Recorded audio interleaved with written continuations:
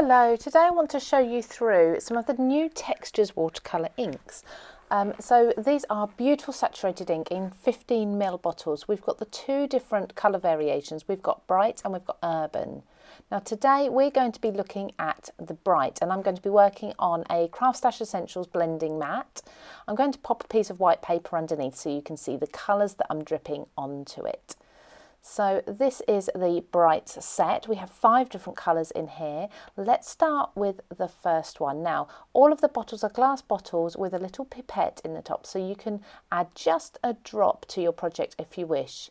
Now this is a beautiful red colour. I'm just going to add a little bit of water to my brush so it's just damp, not too much, so I don't want to dilute the ink too much. And as you can see, putting that quite concentrated onto my paper, it's a bit of a warm red.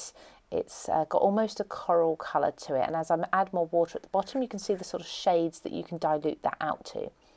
Now looking at the next colour along in the box, and this is a beautiful orange, and again it's a really saturated colour. It's already mixed up for you, so you don't have to worry about getting that chalky or bitty consistency that you can get with some powder watercolours. But as you can see, it just flows beautifully with water onto watercolour paper there. And looking at the base of these two colours where I've added the water, that's where you can see you can really get your pastel tones just by diluting the colour down.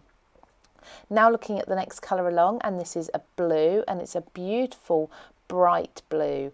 I really love this colour. It's probably one of my favourites of the full 10 inks that we have in the range.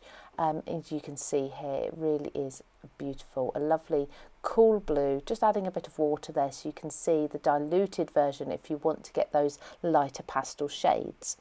Again, just one drop here, the next colour along, and we've got a hot pink. Again, another one of my favourites probably. The hot pink is really very, very bright, beautiful cerise colour. I'll just add a tiny little bit of dampness to my brush, put that on as concentrated as possible, and then add in a bit of water for you so you can see the toned down version as well. Look at all the different colour shades that you can be getting just from these 5 colours. There is another video as well that you can catch where we're mixing these colours to create different shades, so make sure you have a look at that too.